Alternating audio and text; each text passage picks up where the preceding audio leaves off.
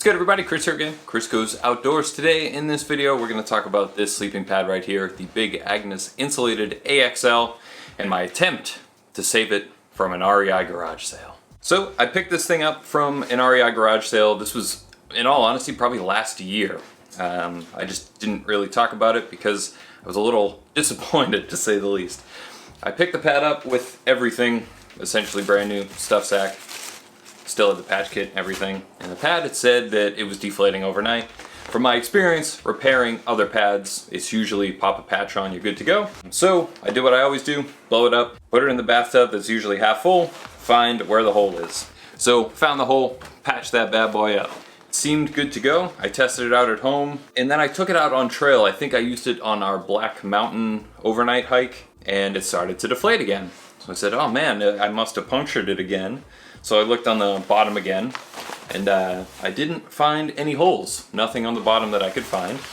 But I flipped it over, and then I found another hole. This hole did not appear to be there the first time around, but there's a little seam sealer that I just plopped in there to try to fix it. It is essentially right where that little dog bone thing meets the pad, so right on the internal here. So patched it up, let it cure for about 24 hours, and then I put my foam sleeping pad over it, put a little weight on the pad. Overnight, deflated again. So what is going on? So essentially I looked again, and almost all of these little seams are leaking air. So I tried to patch 5 of them. So there's one here leaking, one here leaking, one here leaking. There's at least, oh, there's another one. Yeah, so essentially the pad seems to be a dud. I don't know if this is actually par for the course for this pad. People seem to have them and seem to do very well. So I think this very well may have just been a one-off manufacturing defect. I actually contacted Big Agnes about it. They asked me to send this back to them at one point, but they never sent me a label to do it. And they offered me a very good, what I would consider a very, very good discount on picking up a new pad to replace it. I told them the whole spiel. I bought it from an REI Garage sale. Like, I wasn't expecting them to warranty it. I was just curious if they had heard of the issue in general of it leaking at the little dog bones there. Super helpful customer service. They literally called me. It's like 9 o'clock at night, I think. Had a phone call from Colorado. I think they misjudged the time zones, but anyway, not a big deal.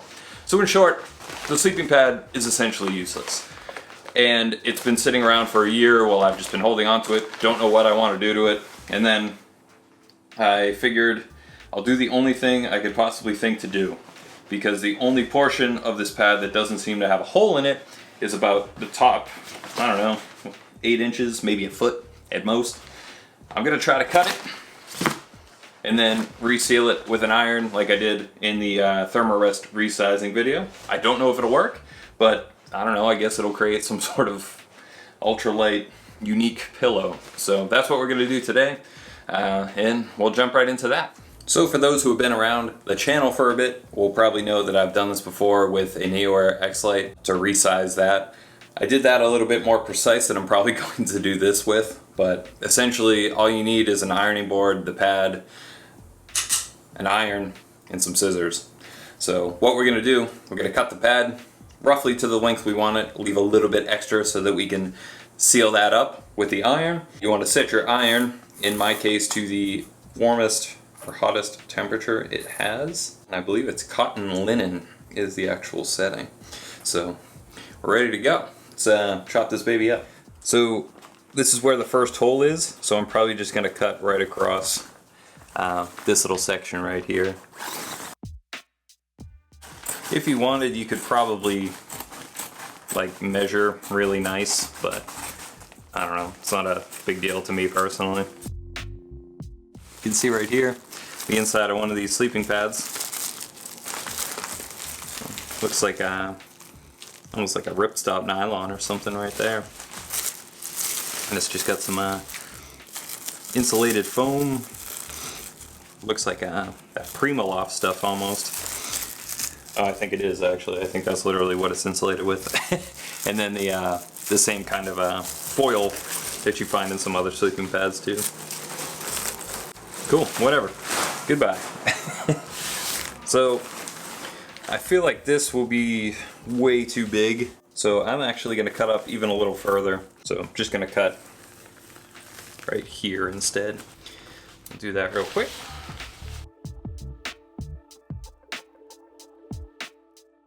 So get the iron heated up.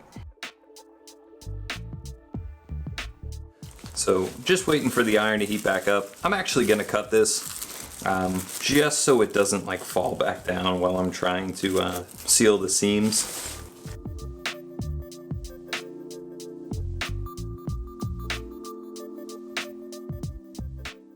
So I actually used these the last time too, but I use these to hold the pad down. It'll help. I don't think you need them 100%, but it'll help just maintain the flatness.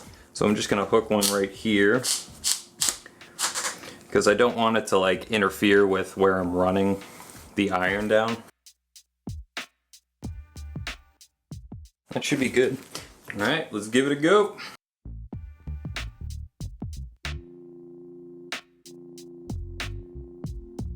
So it looks like it's bunching up there. So I might have to go over that a couple times.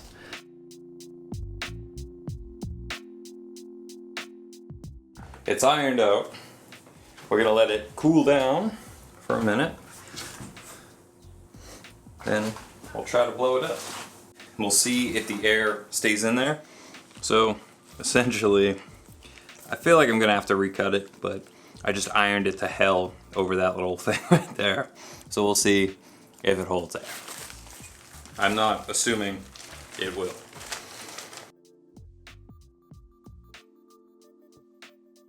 So reinflated it and it's holding air. So this is like max pressure.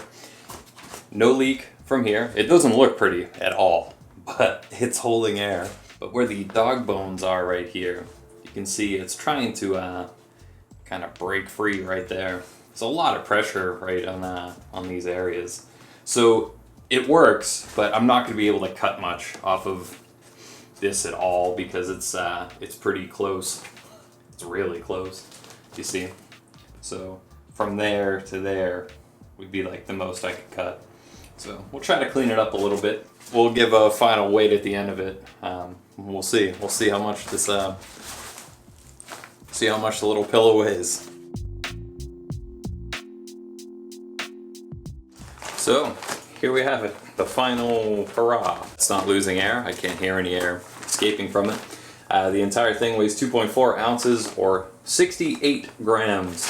So essentially I paid $50 for a crappy pillow and a stuff sack. Money well spent. That's gonna do it, everyone. Thanks for watching. Hope the video was helpful. Hope it was moderately enjoyable. Anyway, more videos to come. You'll probably never see this thing again. I highly doubt I'll end up ever using it, but who knows? Thanks for watching. If you liked the video, drop it a like. If you love to consider commenting and subscribing, you can follow me on Instagram too, if you care to, at Chris Goes Outdoors. But don't feel obligated. Social media is pretty lame. We'll catch you in the next one. Hopefully something more interesting than chopping up sleeping pads into pillows. Take care.